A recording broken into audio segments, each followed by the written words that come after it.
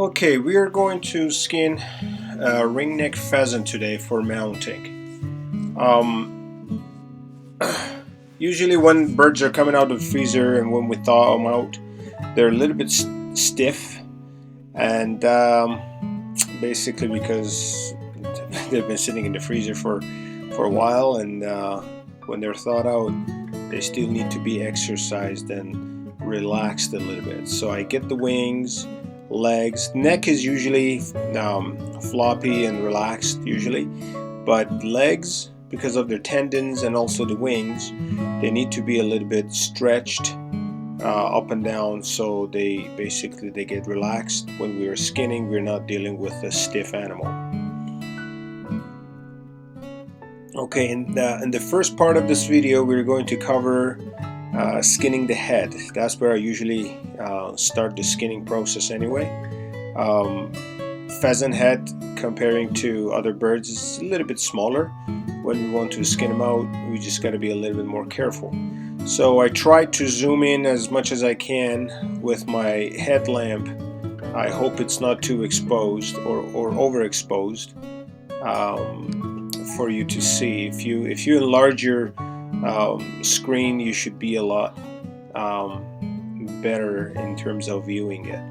So I like to use a sharp scalpel blade and start from exactly the fine line that feather is growing around the beak. Oh, sorry, this blade was not sharp enough.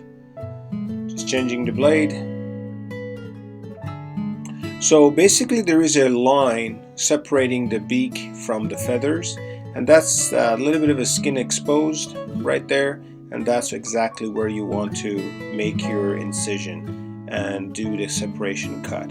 You go all around the beak. If it makes it easier for you to open the beak, to skin while you're opening the beak, just might as well do it. Whatever that makes your work easier for you. You just go around the beak and slowly create that incision, create that cut around, and then you make sure that you make the cuts all around, and then you start skinning the skin, removing or peeling off the skin basically from around the beak toward the back of the skull.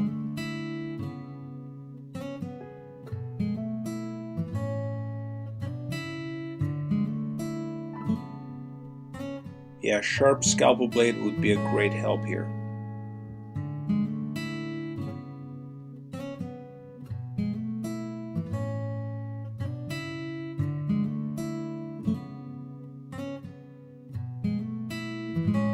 Going around the nose.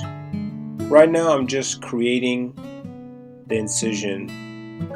I'm not necessarily planning to peeling off the skin. I'm just going around the beak, create that separation cut.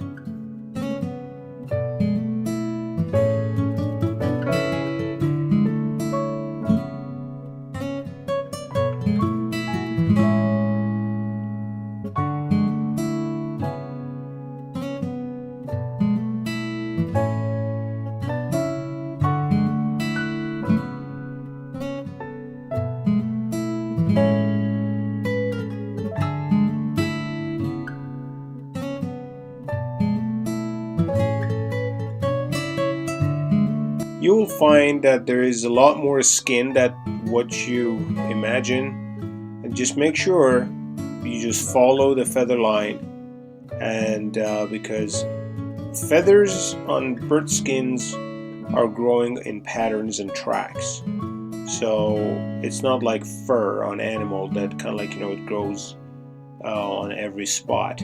As you can see, there's some bare skins that you almost don't see it unless you push the feathers away. Make sure that you leave those skins intact. Just follow the line around the beak and create the separation.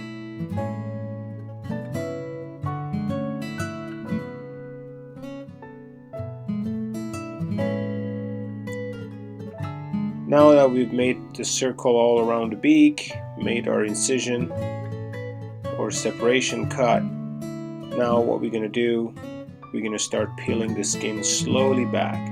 Sometimes I can grab them with my left hand. While I'm pulling away, I separate them with the scalpel. Sometimes I need to use very small tweezers. And sometimes I just peel them off with my spatula. Depends on what bird and the condition of the face or the skin around the beak.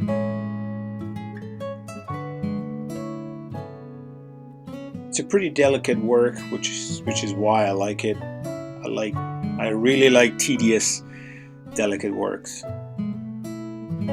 It tests my patience, and I quite enjoy it actually.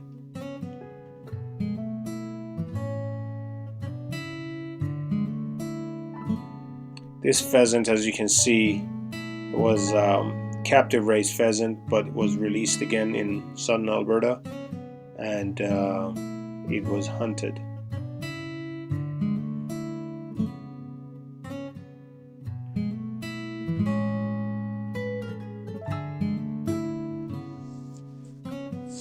The reason I know that is just that you can see that hole in its nostrils or in its nose. Those are the rings that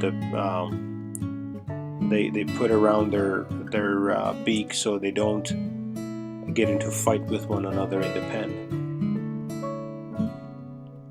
Yeah, so we keep skinning and peeling off the skin around the head at a certain level all around at the same time. We just twist and turn the head and neck, make sure that we proceed with the same speed all around.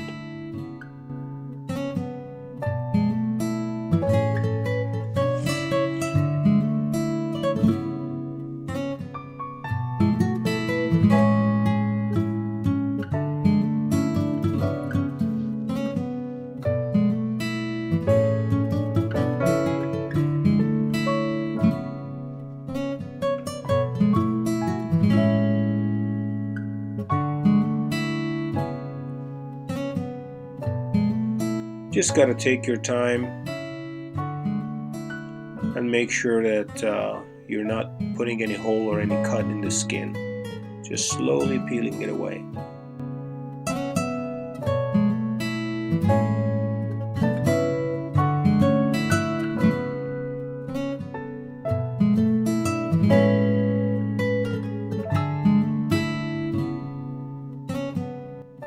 Yeah, here is the spatula coming in, because the skin around the nose was a little bit stiff to peel off and grab hold on to.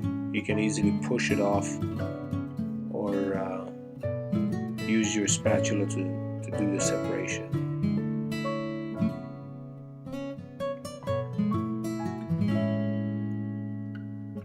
The tricky part when you're skinning the face of a bird is when you're getting closer to the eyes. Just make sure you're not cutting the eyelids, and it just comes with practice and a little bit of care.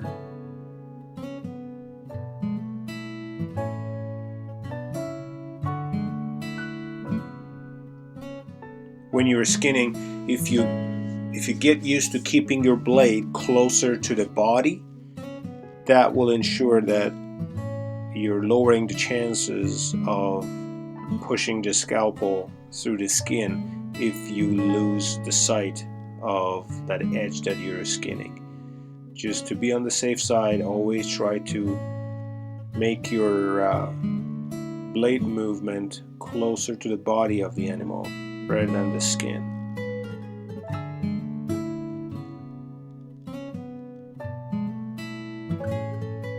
Here we're going through the first eye.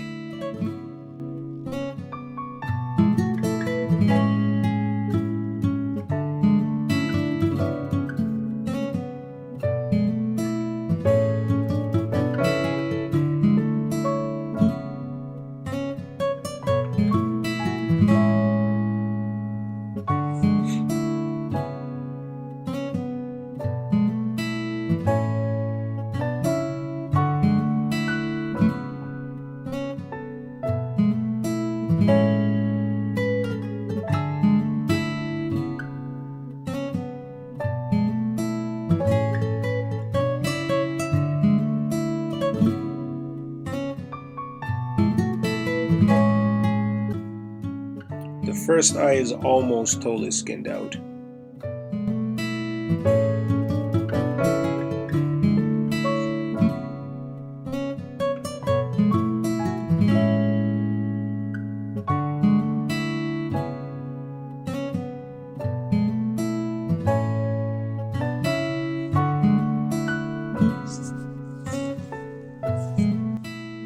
Getting closer to the ear hole.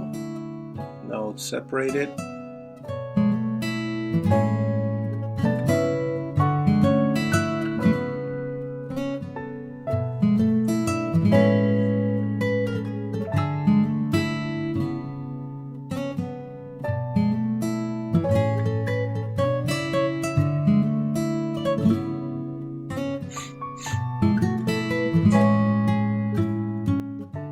Taking care of the other side, the eyes and the ears.